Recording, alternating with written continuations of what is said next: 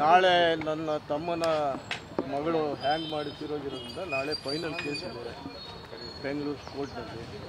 ಹಾಗಾಗಿ ನಾನು ಇನ್ನೊಂದು ದಿನಾಂಕ ನಿಗದಿಪಡಿಸ್ಕೊಡಿ ಅಂತೇಳಿ ಮನವಿ ಮಾಡಿಕೊಂಡು ಬಂದಿದ್ದೀನಿ. ಏನು ಹೇಳಿದ್ರು ಸರ್ ಅದಕ್ಕೆ ಅವರು? ಮನವಿ ಮಾಡಿ ಅಥವಾ ಸ್ವೀಕರಿಸಿದ್ದಾರೆ, ಇನ್ನೊಂದು ದಿನಾಂಕವನ್ನು ನಿಗದಿಪಡಿಸ್ತೀನಿ ಅಂತ ಹೇಳಿದ್ದಾರೆ. ತಾವು ಅಧ್ಯಕ್ಷರಿದ್ದಂಥ ಸಂದರ್ಭದಲ್ಲಿ ಪ್ರಕರಣದ ಬಗ್ಗೆ ತಮಗೆ ಏನು ಅನ್ಸುತ್ತೆ ಸರ್? ಈ ಪ್ರಕರಣ ಆಗ್ತಾ ನನ್ನ ಅವಧಿಯೊಳಗೆ ಈ ಒಂದು ವಿಷಯ ಚರ್ಚೆಗೆ ಬಂದಂಥ ಸಂದರ್ಭದಲ್ಲಿ ನಾನು ಆಯುಕ್ತರಿಗೆ ಈ ರೀತಿ ಆಗಿರೋದ್ರಿಂದ ಅವರಿಗೆ ಬದಲಿ ಜಾಗವನ್ನು ಕೊಡಬೇಕು ಅಂತೇಳಿ ಒಮ್ಮತದಲ್ಲಿ ತೀರ್ಮಾನವನ್ನು ತೆಗೆದುಕೊಂಡ ಸಂದರ್ಭದಲ್ಲಿ ಮುಖ್ಯಮಂತ್ರಿ ಆದಂಥ ಆ ದಿನ ಮುಖ್ಯಮಂತ್ರಿ ಆದ ಸಿದ್ದರಾಮಯ್ಯನವ್ರಿಗೂ ಸಹ ನಾನು ಕೇಳಿದ ಸಂದರ್ಭದಲ್ಲಿ ಅವರು ಇದಕ್ಕೆ ಯಾವುದೇ ಥರವಾದ ಪ್ರತಿಕ್ರಿಯೆ ಕೊಡಲಿಲ್ಲ. ಇದು ನಾನು ಮುಖ್ಯಮಂತ್ರಿ ಆಗಿರೋದ್ರಿಂದ ಇದು ನಾನು ತಿರಸ್ಕಾರ ಮಾಡ್ತೀನಿ ಅಂತ ಹೇಳಿದ್ರು. ಅಷ್ಟಕ್ಕೆ ಆ ಒಂದು ವಿಷಯ ಆಯಿತು. ಮುಂದೆ ನನ್ನ ಅವಧಿನೂ ಸಹ ಮುಗೀತು. ಮುಂದಿನ ದಿನಗಳಲ್ಲಿ ಏನಾಗಿದೆ ಅನ್ನೋದು ನನಗೆ ಗೊತ್ತಿಲ್ಲ. ಬದಲಿ ಸರಿ ಸಮಾನಾಂತರ ಬಡಾವಣೆಯಲ್ಲಿ ಕೊಡೋದು ಅಂತ ಹೇಳಿ ತೀರ್ಮಾನ ಮಾಡಿದ್ದು.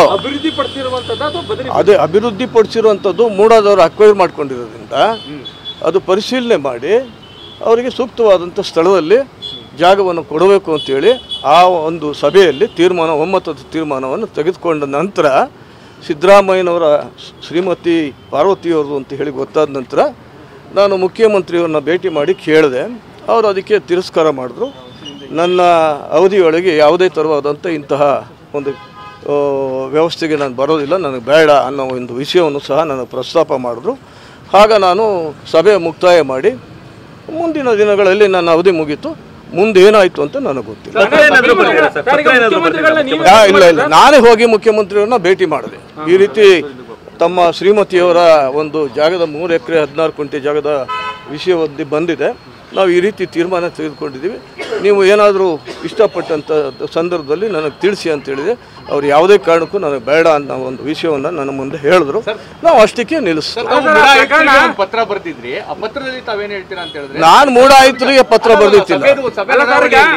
ಪಾರ್ವತಿ ಅವರಿಗೆ ನಾವು ಬದಲಿ ಭೂಮಿ ಮತ್ತೆ ಪರಿಹಾರದ ಹಣ ಕೊಡೋಕೆ ಇಲ್ಲ, ಅದು ನಾನು ನನ್ನ ಒಂದು ಸಭೆಯಲ್ಲಿ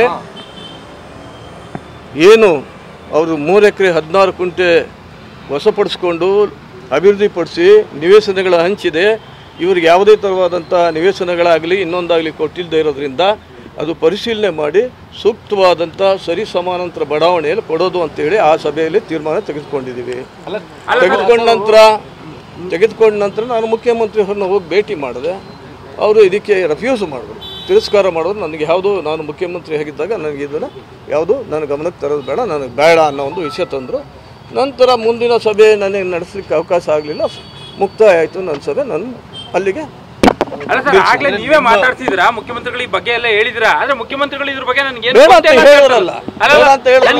ಗೊತ್ತೇ ಇಲ್ಲ ಅಂತ ಹೇಳಿದ್ರು. ಇಲ್ಲ, ಅದು ನಾನು ಹೋಗಿ ಕೇಳಿದಾಗ ಅವ್ರಿಗೆ ಗಮನಕ್ಕೆ ತಂದಾಗ ನನಗೆ ಇದು ನಾನು ಮುಖ್ಯಮಂತ್ರಿ ಆಗಿರೋದ್ರಿಂದ ನನಗೆ ಬೇಡ, ಈ ವಿಷಯ ನಾನು ಪ್ರಸ್ತಾಪ ಮಾಡೋದು ನೀವು ಬೇಡ ಅಂತ ಹೇಳಿದ್ರು. ಅಲ್ಲಿಗೆ ನಾವು ನಿಲ್ಸಿದ್ವಿ. ಅಲ್ಲ ಸರ್, 50-50 ಅನ್ನೋದು ನಿಮ್ಮ ಕಾಲದಲ್ಲೇ ಕೂಡ ಕೊಡಬೇಕು ಅನ್ನೋ ತೀರ್ಮಾನ ನನ್ನ ಕಾಲದಲ್ಲಿ 50-50 ಅನ್ನೋದು ಹಿಂದಿನ ಕಾಲದಿಂದನೂ ಇತ್ತು. ಯಾವಾಗಿಲ್ಲ ಸರ್? ಯಾವ ಇಸ್ವಿಲ್ಲ ಸರ್? ಸುಮಾರು ವರ್ಷಗಳಿಂದನೂ ಇತ್ತು. ನನ್ನ ಕಾಲದಲ್ಲಿ ಯಾವುದೇ ಕಾರಣಕ್ಕೂ 50-50 ಆಗಲಿ 10 ಅಡಿ ಜಾಗ ನಿವೇಶನವನ್ನು ಕೊಟ್ಟಿಲ್ಲ. ನನ್ನ ಕಾಲದಲ್ಲೂ ಸಹ ಸಾಕಷ್ಟು ಮೈಸೂರು ನಗರದಲ್ಲಿ ಬೇಡಿಕೆ ಹೆಚ್ಚಿರೋದ್ರಿಂದ ನಾವು ಹೊಸದಾಗಿ ಬಡಾವಣೆ ಮಾಡಬೇಕು, ಇನ್ನೆಲ್ಲೂ ಜಾಗ ಇಲ್ಲದಿದ್ದರಿಂದ ಜಾಗ ಇರೋ ಜಾಗದಲ್ಲಿ ರೈತರಿಗೆ ಕರೆಸಿ ಕೇಳಿದೋ 50-50 ನೀವು ಬನ್ನಿ ಅಂಥೇಳಿ ಅವ್ರು ಯಾರೂ ಬರಲಿಲ್ಲ. ತದನಂತರ ಮತ್ತೆ 5 ಲಕ್ಷ ನಿಮಗೆ ಕೊಡ್ತೀವಿ ಎಕರೆಗೆ, ಅದು ನೀವು ಲೇಔಟ್ ಅಭಿವೃದ್ಧಿ ಪಡಿಸಿದ ನಂತರ ಅದನ್ನು ನಾವು ವಶಪಡಿಸ್ಕೊಳ್ತೀವಿ ಅನ್ನೋ ಮಾತನ್ನು ಸಹ ಹೇಳಿದ್ದು. ರೈತರುಗಳು ಬರಲಿಲ್ಲ, ನಾವು ಅಲ್ಲಿಗೆ ಕೈ ಬಿಟ್ಟು